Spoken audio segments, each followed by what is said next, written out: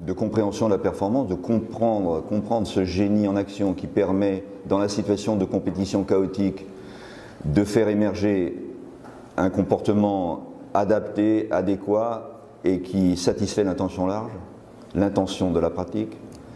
Ce deuxième univers, il affirme une chose,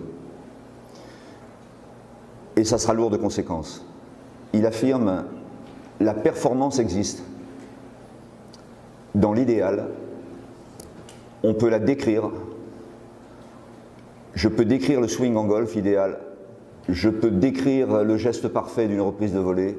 Je peux décrire la technicité du football, la technicité d'une discipline sportive, parce que d'une certaine façon, dans un arrière-monde, au-delà du visible, il y a une forme idéale qui existe et je peux m'y référer. J'étais au commentaire d'un match des Girondins et il y a un des attaquants qui arrive seul devant le gardien.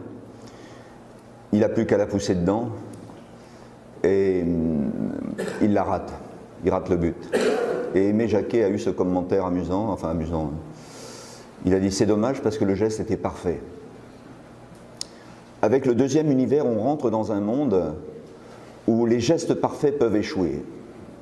Tellement on en a une idée quasi magique.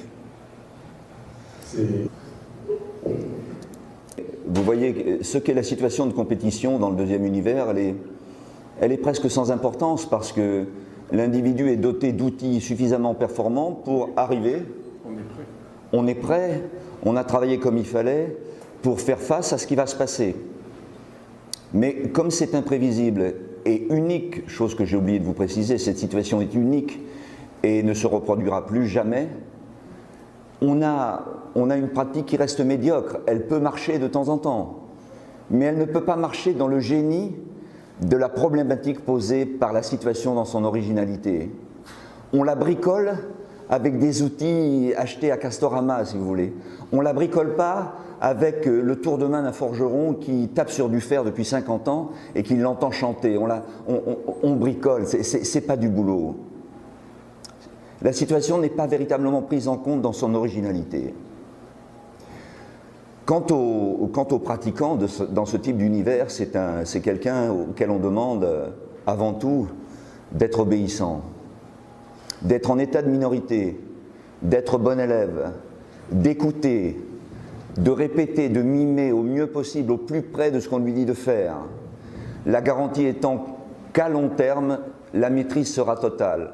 Mais c'est quelqu'un qui est, pour reprendre un mot célèbre en philosophie, c'est quelqu'un qui est en état de minorité, c'est-à-dire en état d'incapacité d'être l'auteur de sa performance. Quelque part, elle est téléguidée par une forme auquel on lui a demandé de souscrire, en attendant la réussite et l'excellence. Le pari est que le génie viendra de la répétition du même. Vous devinez que c'est très contesté aujourd'hui. Ce qui est terrible avec le deuxième univers, c'est qu'il est logique, il est rationnel. On découpe la performance idéalisée en éléments, on les propose à l'entraînement, et ça devrait marcher comme ça. Il n'y a aucune raison que ça ne marche pas comme ça, puisque c'est logique. On simplifie, on apprend, on recompose. Eh bien, cette connaissance de la connaissance, elle a été interrogée au milieu du XXe siècle. Des choses ont commencé à apparaître et on a mis en évidence presque des énormités. En tout cas, si vous voulez, dans le deuxième univers, l'entraîneur est dans le domaine du pouvoir. Et vous verrez que dans le troisième, il est dans le domaine de l'autorité. Qu'est-ce que c'est le pouvoir? Le pouvoir, c'est dire oublie tout, je vais te dire comment il faut faire. On demande, dans le deuxième univers, on demande aux pratiquants de pouvoir faire table rase de ce qu'il a appris. Il n'y a pas de problème, puisque ce qu'il a appris, c'est quelque chose qui est plus ou moins bricolé et pas bon. Le pouvoir va lui permettre, le pouvoir de l'entraîneur va pouvoir lui permettre de lui dire là, c'est juste, tu peux commencer. Et j'ai de très nombreux exemples, je le répète à chaque fois, mais je tiens à le dire, d'élèves BE2 que j'ai eu au Krebs et qui étaient de fantastiques joueurs à 12-13 ans, mais qui avaient grandi dans leur village, sur des terrains de tennis mal foutus.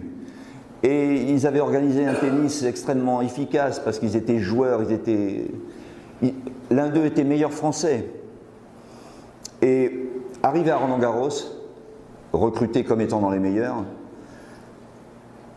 on lui a dit, à celui-là en particulier, on lui a dit, écoute, maintenant, tu as joué au tennis, c'est sympa, tu joues, c'est amusant, mais tu vas apprendre le vrai tennis, ça commence aujourd'hui.